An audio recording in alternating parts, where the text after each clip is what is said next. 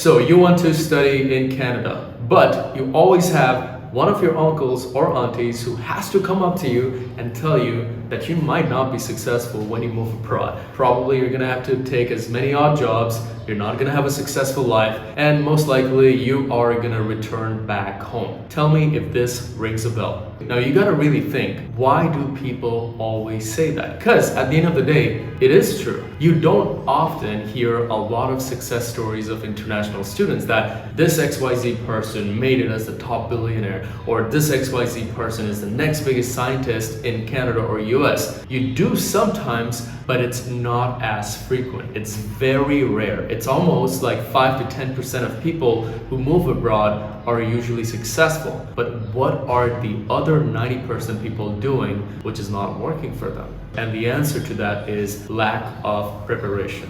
Here's the thing. Think about it. You have been preparing for your grade 10 exams or grade 12 exams almost for a lifetime. For 10 years, you prepared for your grade 10 exam. But moving abroad is one of the most complex decisions you can ever make, where you have to decide on the program you're going to select, the city that you should go to, the mental preparation for moving to a country that you have never been to before. How are you preparing for the next biggest chapter of your life? Truth is, most students never give themselves enough time to prepare. Usually they wait for their exams to be over, then they wait for the results to be out, and then they give themselves only 2 to 3 months to take care of admissions and visa. Which is why not only do you face problems with your admissions and visa, no wonder why everybody finds this process so complex, but even worse, once you get there, you have no idea what to do, and that's why most students don't have a lot of success stories to share. Look, moving abroad as an international student is like going to the gym. The very first day that you think you're gonna hit the gym, you're super excited. And it's almost very similar, because think about it. Signing up for the gym or picking the outfit that you're gonna wear to the gym, that's the easy part. Then you show up to the gym and you see everybody, some people more jacked than you and all that stuff. Still, day 1, day 2, you're excited.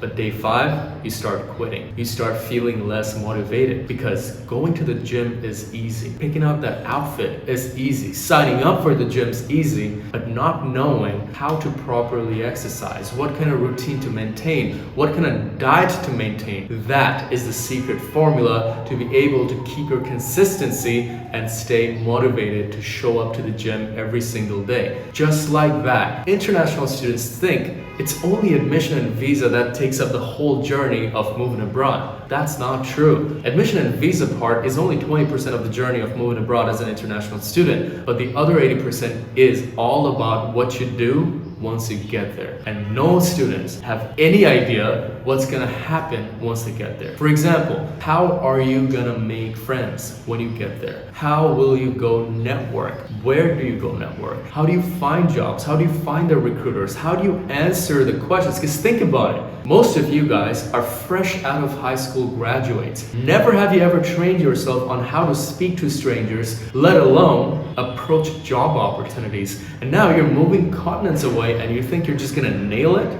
This is why not a lot of international students can land jobs once they move abroad, and they settle for the odd jobs. And that's the reality. You can't blame the Canadian systems or the US systems to not hire you. It's just that you don't know how these systems work, and you probably show up as someone who's a little unprofessional because you just don't get what you need to do. Because it's not only you who's also approaching these job opportunities. There are other people who are already in Canada. There are Canadians, there are Americans, they're applying for these jobs, and most of them sometimes have experience. Plus, you're not the only one graduating with a degree. There are hundreds of thousands of students with the same degree as you. So, preparation is what's stopping you from being able to be successful once you move abroad. Imagine you had time to learn how the hiring systems work over there, what recruiters look for, what kind of program-specific skills you need, so that right after graduation you have the specific applicable skills that employers are looking for. Because let's be real, institutions, universities, and colleges only teach you the foundation. They don't teach you the advanced technical stuff that you need for a job. For example,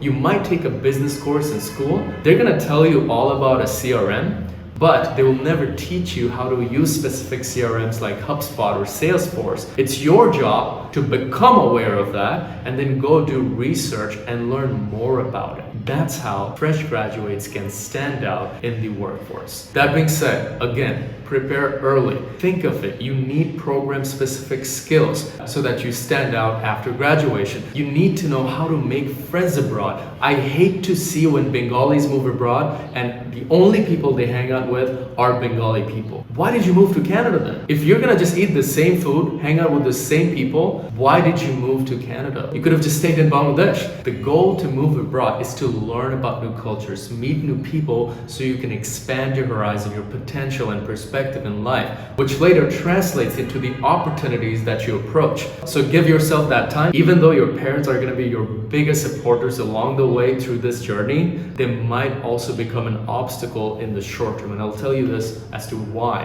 Parents have this habit to get you to focus on one thing at a time, but they just don't get this whole journey of being an international student. It involves a lot of complex steps, and sometimes you might have to take care of the 10th step early on and think of the first step a little later. A typical example of this is that parents usually ask their kids to wait for their exams are over. If you do that, you're actually going to miss out on sometimes the intake that you're planning on going to. Even worse, you're going to mess up your visa situation. Your visa application requires you to have 6 months of clean statements. Usually what happens is that parents ask students to wait till their exams results are out or their exams are over. By that time, they usually have 3 to 4 months left or maybe 5 months left for their desired intake.